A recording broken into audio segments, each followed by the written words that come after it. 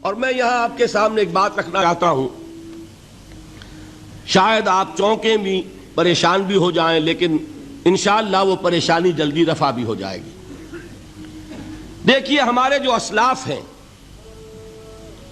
صحابہ کرام کے بعد ائمہ، یہ ہمارے اسلاف میں چوٹی میں ہیں۔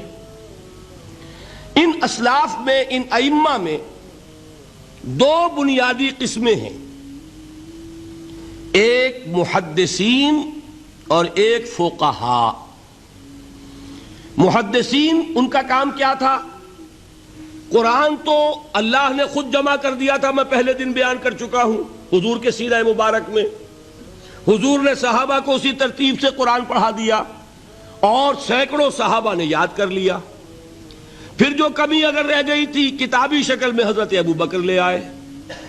پھر اگر اس میں کوئی فرق پڑ رہا تھا پڑھنے کے انداز میں، تو ایک کتابت کے اوپر جمع کر دیا حضرت عثمان نے۔ بات ختم ہو گئی۔ خلافت راشدہ میں قرآن کا معاملہ تو محفوظیت کی آخری درجے کو پہنچ گیا۔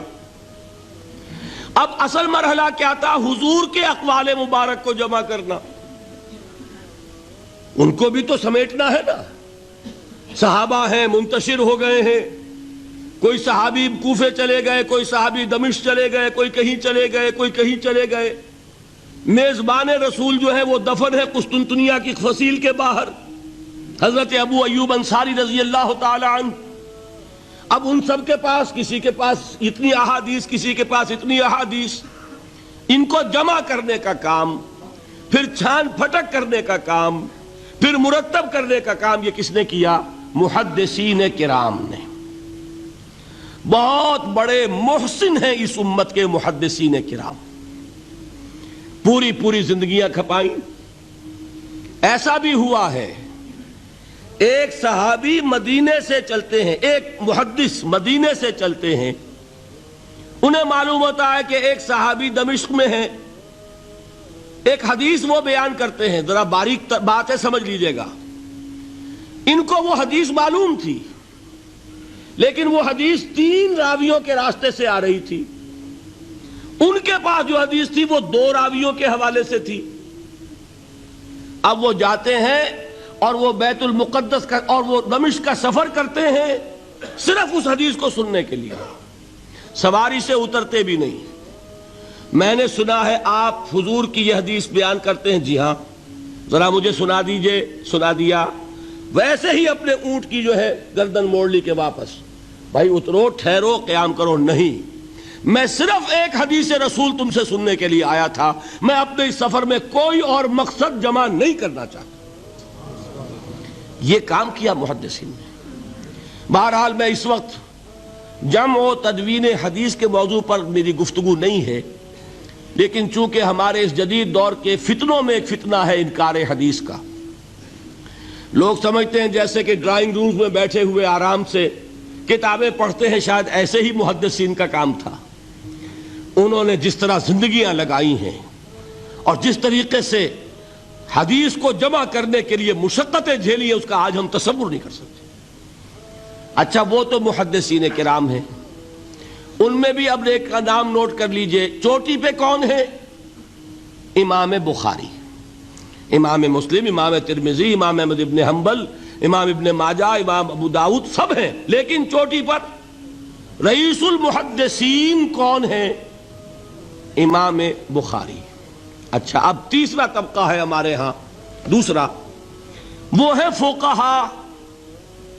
قرآن بھی جمع ہو گیا، حدیث بھی آ گئی، اب اس سے احکام نکالنے بھی تو ہے نا، استدلال کرنا ہے، حدیثوں کو جوڑنا ہے، قرآن کے ساتھ ان کا ربط تلاش کرنا ہے، اور پھر کوئی حکم تلاش کرنا ہے، اجتہاد کرنا ہے۔ یہ کام جنہوں نے کیا انہیں ہم کیا کہتے ہیں؟ فقہاء کرام۔ اور ان میں بہرحال جو لوگ یہاں جمع ہیں، مجھے یقین ہے کہ وہ اس بات کو تسلیم کرتے ہوں گے کہ ان میں چوٹی پر ہیں امام ابو حنیفہ رحمۃ اللہ علیہ، امام اعظم۔ ٹھیک ہے، کسی کی رائے ذرا مختلف بھی ہو سکتی ہے، کوئی شافعی مسلک کا ہے تو امام شافعی کو بہرحال وہ اونچا درجہ دے گا، مالکی مسلک کا ہے تو امام مالک سے اسے زیادہ نسبت ہے۔ لیکن واقعہ یہ ہے پوری دنیا نے تسلیم کیا ہے کہ قانون کا جتنا سینس امام ابو حنیفہ کو ہے، قانون ایک علیحدہ شے ہے، اخلاقیات علیحدہ چیز ہیں، ایک شے کا اخلاقی تقاضا کچھ اور ہے، قانونی تقاضا کچھ اور ہے۔ آپ کو کسی نے تھپڑ مارا، اخلاقی تقاضا کیا ہے؟ معاف کر دو بھائی، اور قانونی تقاضا کیا ہے؟ جوابی تھپڑ رسید کرو، اس لیے کہ اگر یہ نہیں کرو گے تو اس کی ہمت افزائی ہوگی، یہ کسی اور کو بھی تھپڑ مارے گا۔ قانون کا تقاضا یہ ہے، السن بالسن، دانت کا بدلہ دانت، والاذن بالاذن، کان کا بدلہ کان، قانون یہ ہے۔ اور اخلاق کا تقاضا کیا ہے؟ وَإِن تَعْفُوا وَتَصْفَحُوا وَتَغْفِرُوا، اگر تم بخش دو، معاف کر دیا کرو، لوگوں سے درگزر کیا کرو، فَإِنَّ اللَّهَ غَفُورٌ رَحِيمٌ، تو اللہ بھی تو غفور الرحیم ہے۔ تقاضے متضاد ہو گئے کہ نہیں؟ کسی معاملے کے اخلاقی پہلو پر نظر رکھنا یہ اور مزاج ہوگا، اور کسی معاملے کے قانونی پہلو کی گہرائی میں اترنا یہ اور مزاج ہے۔ میں اپنا احساس عرض کر رہا ہوں، اور دنیا میں جو بات مانی گئی ہے کہ جس کا نام لیگل سینس ہے، قانون کا ایک فہم، اس میں دنیا کا کوئی شخص مقابلہ نہیں کر سکتا امام ابو حنیفہ کا۔ آپ صحابہ کو ان سے مستثنیٰ کر دیجئے، ظاہر بات ہے انبیاء اور رسولوں کا معاملہ نہیں ہے، تو باقی انسانی نوع انسانی کے اندر امام ابو حنیفہ کا پلے کا کوئی شخص، ان کے برابر کا کوئی شخص قانون کا فہم رکھنے والا آج تک پیدا نہیں۔ تو سید الفقہاء کون ہوئے؟ امام ابو حنیفہ۔ اور رئیس المحدثین کون ہے؟ امام بخاری۔ یہ ساری جو میں نے اس وقت آپ کو تمہید بیان کی، وہ اس مسئلے کے لیے پریشان کن مسئلہ یہ ہے کہ امام ابو حنیفہ کی طرف یہ بات منسوب ہے کہ وہ یہ فرماتے ہیں الایمان قول، ایمان نام ہے صرف قول کا، عمل اس میں زیر بحث نہیں آتا۔ ولا یزید ولا ینقص، وہ ایمان نہ گھٹتا ہے نہ بڑھتا ہے۔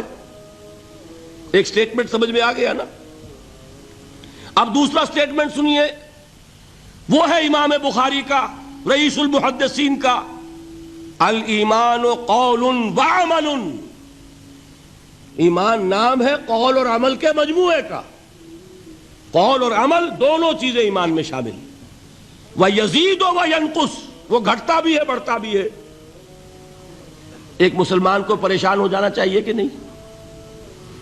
ایمان جیسی بنیادی بات، سارا قصر تو یہیں سے تعمیر ہونا ہے، جڑ بنیاد ایمان ہے۔ ایمان کے بارے میں کوئی 14ویں صدی کے 15ویں صدی ہجری کے کوئی علماء ہوں، بڑے سے بڑے ہوں، ان کا اختلاف ہو جائے تو تشویش نہیں ہوگی۔ یہ کن کے درمیان اختلاف ہو رہا ہے؟ رئیس المحدثین امام بخاری اور سید الفقہاء امام ابو حنیفہ۔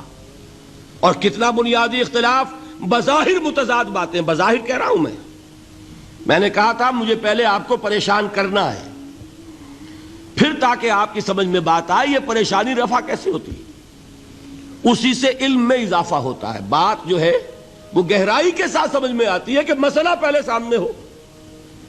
مسئلے کی اہمیت سامنے نہیں ہوگی تو آپ توجہ اتنی نہیں کریں گے۔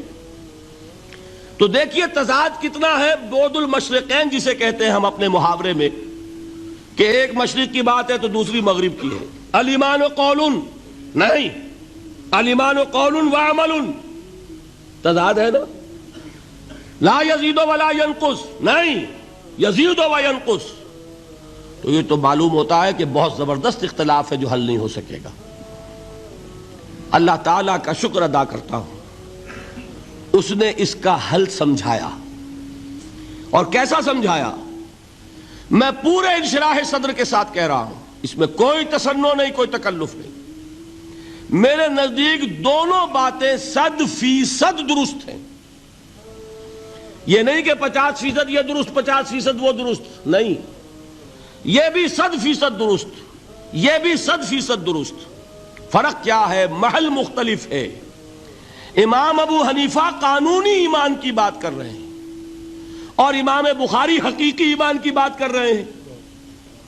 قانونی ایمان کے اعتبار سے 100% درست ہے یہ بات کہ وہ صرف قول ہے، عمل نہیں، زیر بحث آئے گا۔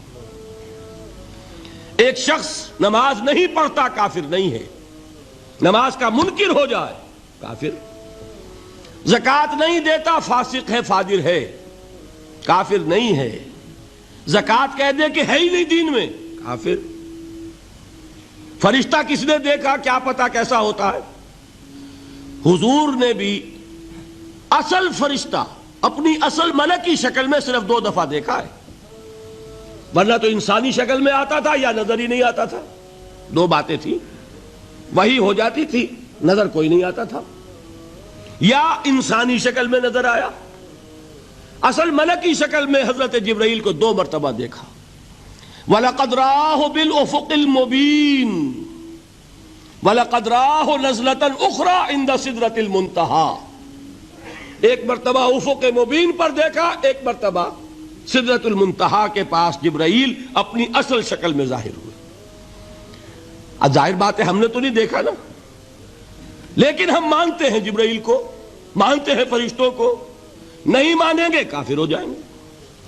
تو معلوم ہوا کہ قانونی ایمان جس پر دار و مدار ہے کفر اور اسلام کا، اس کا کل دار و مدار صرف قول پر ہے، ماننے پر ہے، اقرار باللسان پر ہے۔ یہ بات آپ نے سنی ہوگی، امام ابو حنیفہ کا قول ہے 100% درست کہ گناہ کبیرہ سے بھی انسان کافر نہیں ہوتا۔ کبیرہ گناہ ہے، شراب پی ہے، کافر نہیں ہے، حد لگا دو۔ حضرت عمر نے اپنے بیٹے پر حد جاری کی، ایک مرتبہ مصر میں حد جاری ہو چکی تھی، لیکن حضرت عمر کو احساس ہوا کہ وہاں شاید رعایت کی گئی ہوگی خلیفہ کے بیٹے پر حد جاری کرنے میں، لہذا پھر بلایا اپنے پاس اور دوبارہ حد جاری کی۔ حد جاری کرو لیکن کافر نہیں ہوگا۔ اگر کسی سے زنا ہو گیا ہے، میں آپ کو واقعہ سنا چکا، غامدی خاتون، حد جاری ہو جائے گی، لیکن یہ کہ اس کو کافر نہیں کہہ سکتے۔ کافر کیا کہیں گے؟ میں تو سنا چکا آپ کو کہ ذرا کسی نے کہہ دیا بے حیا عورت تھی تو حضور نے کیسی ڈانٹ پلائی ہے، کتنا اس کا رتبہ بیان کیا ہے۔ اس نے تو وہ توبہ کی ہے کہ مگر مدینے کی پوری آبادی پر اس کو تقسیم کر دیا جائے تو سب کی نجات کے لیے کافی ہو جائے۔ معلوم ہوا تکفیر اور ہے اور کسی کا فاسق و فاجر ہونا اور ہے، اس میں حد فاصل انسان کا اقرار ہے۔